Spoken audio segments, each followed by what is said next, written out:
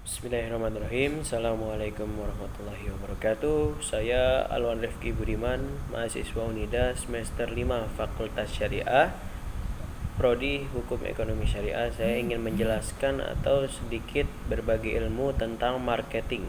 Apakah itu marketing atau kita bisa sebut juga dengan pemasaran. Marketing adalah suatu rangkaian kegiatan untuk memenuhi kebutuhan dan kepuasan konsumen. Caranya dengan membuat produk, menentukan harganya, tempat penjualannya, dan mempromosikan produk tersebut kepada para konsumen.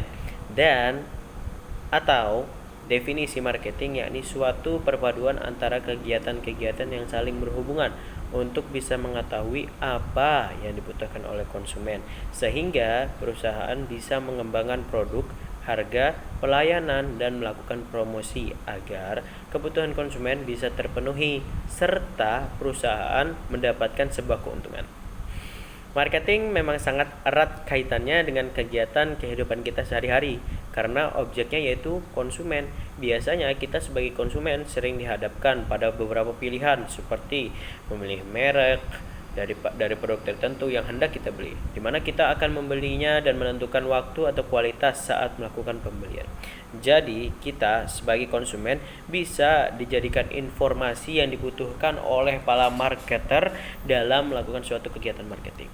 Fungsi marketing ada beberapa fungsi marketing, yaitu pertama adalah fungsi marketing funding untuk mencari nasabah atau pihak ketiga yang mempunyai dana lebih agar mau untuk menyimpannya ke dalam bank dalam bentuk produk yang ditawarkan oleh bank. Produk bank yang dimaksud dibagi menjadi 3 kategori, yaitu dalam bentuk simpanan tabungan, simpanan giro, dan juga simpanan deposito. 2. Memperkenalkan, mempromosikan, memasarkan produk perbankan dan memperluas jaringan atau relasi antar perbankan atau dengan dunia luar di luar perbankan itu sendiri. Ada juga namanya fungsi marketing lending, yaitu mencari nasabah yang sedang membutuhkan dana untuk keperluan individu maupun kepentingan kepentingan bersama guna mengembangkan perusahaannya dalam bentuk pinjaman yang tentunya sesuai dengan syarat peminjaman. Selanjutnya kita akan membedakan antara marketing syariah dan juga marketing konvensional. Apa sih perbedaannya? Kalau misalkan di dalam marketing syariah, kegiatan pemasaran atau permarketingan harus dilandasi oleh semangat ibadah kepada Allah Subhanahu wa taala. Berusaha semaksimal mungkin dengan tujuan untuk kesejahteraan bersama, bukan untuk kepentingan golongan apalagi kepentingan sendiri. Marketing syariah menggabungkan prinsip maksimalisasi nilai-nilai marketing dengan prinsip-prinsip Islami untuk kesejahteraan masyarakat. Marketing syariah merupakan sebuah disiplin bisnis strategis yang mengarah proses penciptaan, penawaran, dan perubahan value dari produsen kepada konsumen yang dalam keseluruhan prosesnya sesuai dengan akad dan prinsip-prinsip muamalah perdagangan dalam Islam. Sedangkan pemasaran konvensional merupakan pemasaran yang bebas nilai dan tidak mendasar ketuhanan dalam setiap aktivitas pemasarannya. Sehingga dalam pemasaran konvensional dapat seorang pemasar memberikan janji-janji kosong hanya sebagai pemikat konsumen saja untuk membeli produk. Pemasar hanya mementingkan pencapaian yang telah ditetapkan oleh perusahaan. Ada beberapa perbedaan di dalam marketing syariah dan juga marketing konvensional. Yang pertama adalah di dalam etika pemasar. Seorang pemasar syariah sangat memegang teguh etika dalam melakukan pemasaran kepada calon konsumennya. Ia sangat menghindari memberikan janji bohong ataupun terlalu melebih-lebihkan produk yang ditawarkan. Yang kedua, apabila dibandingkan dengan pemasaran konvensional yang cenderung bebas nilai, sehingga seorang pemasar bebas menggunakan segala cara demi untuk mendapatkan konsumen, bahkan dengan cara-cara yang tidak dibenarkan oleh syariat. Selanjutnya ada pendekatan terhadap konsumen. Kalau dalam pemasaran syariah konsumen diletakkan sebagai mitra yang sejajar, di mana baik perusahaan sebagai penjual produk maupun konsumen sebagai membeli produk berada pada posisi yang sama. Sedangkan dalam pemasaran konvensional, konsumen diletakkan sebagai objek untuk target penjualan semata. Konsumen dapat dirugikan karena janji dan realitas seringkali berbeda. Perusahaan setelah mendapat target penjualan akan tidak memperdulikan konsumen yang telah membeli produknya tanpa memikir kekecewaan atas janji produk. Selanjutnya, cara pandang terhadap pesaing. Nah, kalau misalkan dalam pemasaran syariat tidak menganggap pesaing sebagai pihak yang harus dikalahkan atau bahkan dimatikan. Konsep persaingan dalam pemasaran syariah agar setiap perusahaan mampu memacu dirinya untuk menjadi lebih baik tanpa harus menjatuhkan pesaingnya. Sedangkan perusahaan konvensional menganggap pesaing sebagai pihak lawan yang harus dikalahkan, bahkan jika bisa dimatikan agar eksistensi perusahaan dapat semakin maju. Konsep ini mengakibatkan pesaing yang dikalahkan, akhirnya daya inovasinya perusahaannya menurun karena tidak ada motivasi dan pesaing. Selanjutnya kita akan membahas tentang yang namanya karakteristik dalam marketing syariah. Ada beberapa karakteristik, yaitu ada 4 karakteristik marketing syariah. Yang pertama ada namanya ketuhanan atau Rabbaniyah, bersifat religius, keyakinan bahwa hukum-hukum syariah merupakan hukum yang paling adil dan paling sempurna. Dan merasa bahwa Allah Subhanahu wa taala senantiasa mengawasinya. Nah, jadi kita kalau melakukan suatu pekerjaan selalu berasa kalau kita selalu diawasi oleh Allah Subhanahu wa taala. Yang kedua, etis atau akhlakiyah, mengedepankan masalah akhlak atau moral dan etika dalam seluruh aspek kegiatannya. Yang ketiga, realistis atau al-waqi'ah, bukan konsep yang eksklusif, fanatis, anti modernitas dan kaku, melainkan fleksibel dalam koridor syariah. Marketer syariah adalah para marketer profesional dengan penampilan yang bersih, rapi dan bersahaja. Bekerja sangat dengan profesional dan mengedepankan nilai-nilai religius, kesolehan, aspek moral dan kejujuran dalam segala aktivitas marketingnya. Yang keempat ada namanya humanistis atau insaniyah. Syariat Islam diciptakan untuk manusia dengan kapasitasnya tanpa menghiraukan ras, warna kulit, tanah air, dan status. Hal inilah yang membuat syariah memiliki sifat universal sehingga menjadi syariat humanistis universal. Kita akan setelah itu kita akan membahas yakni apa saja sih bisnis-bisnis yang diharamkan oleh Nabi Muhammad SAW dan sistem yang diharamkan oleh Nabi. Yaitu adalah Nabi Muhammad SAW. Sebelum kita masuk ke seperti itu, kita ingin mengetahui seperti apa sih Nabi Muhammad melakukan marketingnya atau melakukan bisnisnya itu. Nabi Muhammad SAW sangat menganjurkan umatnya untuk berbisnis atau berdagang, karena berbisnis dapat menimbulkan kemandirian dan kesejahteraan bagi keluarganya tanpa tergantung atau menjadi beban orang lain.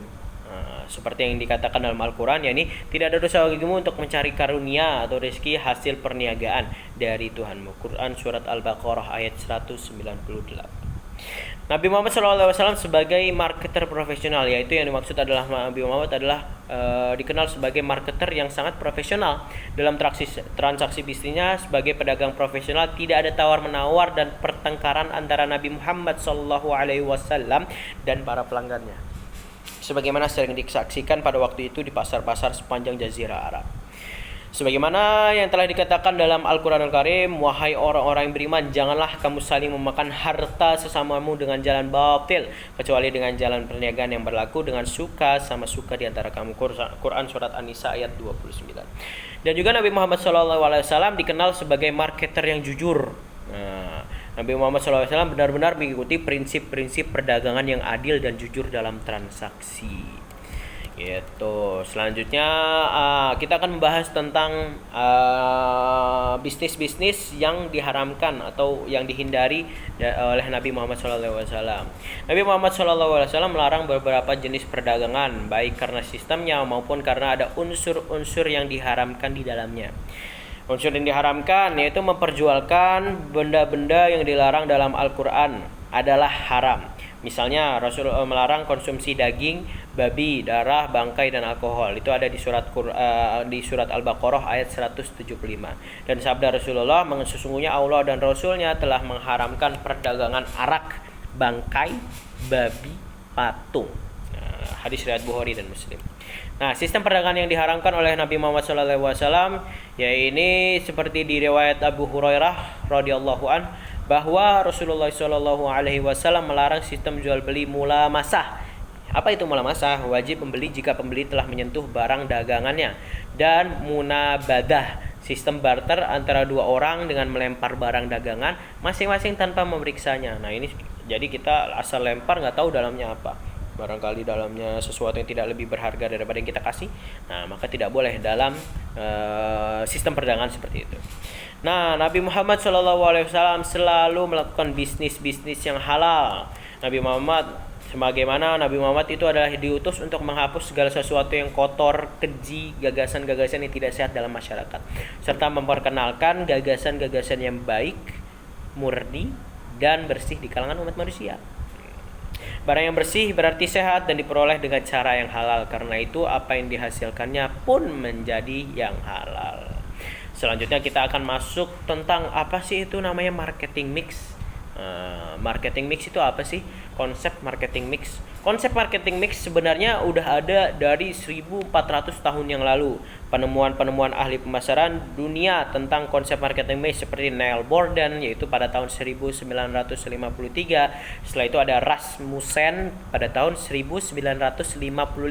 Setelah itu ada McCarthy pada tahun 1960 dan Kotler yaitu pada tahun 1967. Sebenarnya sudah dipraktekkan oleh Nabi Muhammad SAW beserta para sahabat dan tabi'in sejak ribuan tahun yang lalu. Namun jarang yang memberikan atau bahkan mungkin belum ada yang mendefinisikan itu sebagai konsep marketing mix. Di sini ada perbedaan antara marketing mix syariah dan juga konvensional. Di antaranya yaitu dalam harga. Marketing mix konvensional menggunakan harga merupakan alat untuk mengukur nilai suatu barang.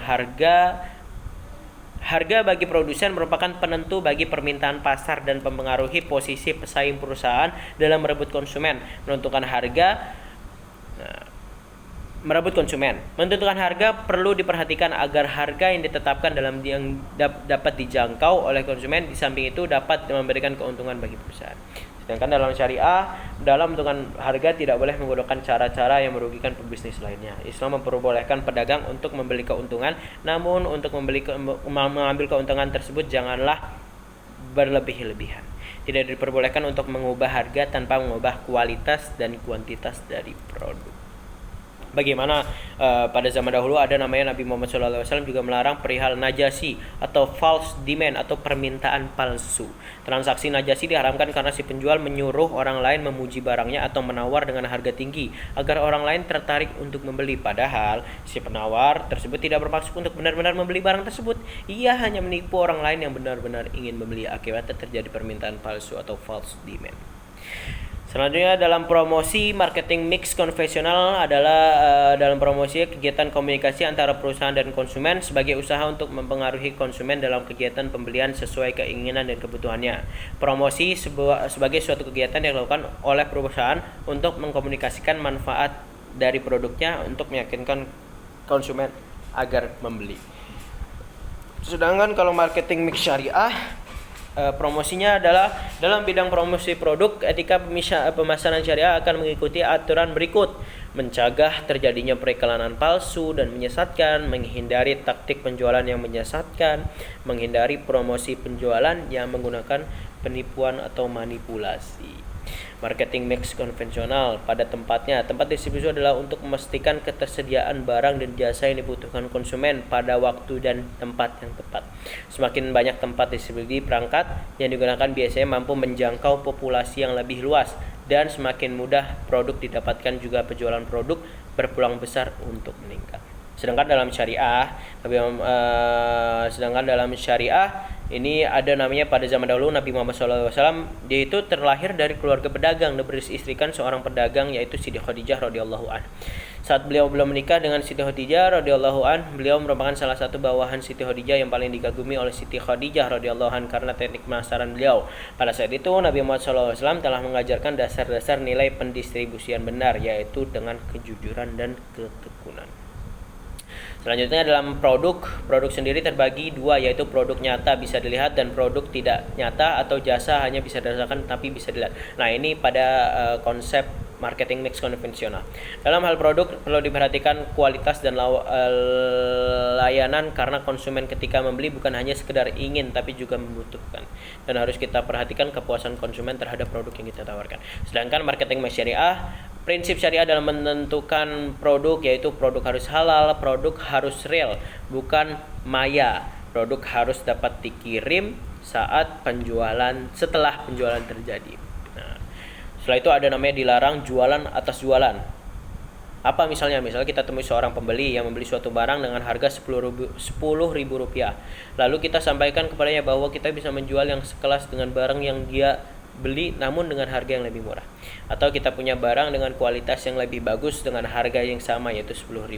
Hal tersebut dilarang mengingat hadis ya ini dari Abdullah bin Umar, sesungguhnya Rasulullah Shallallahu Alaihi Wasallam bersabda, tidak boleh sebagian kalian menjual atas jualan orang lain atau membeli atas belian orang lain. Hadis riwayat Bukhari dan Muslim. Mungkin tentang marketing cukup sekian dari saya. Saya minta maaf, mohon maaf kalau misalkan ada salah kata.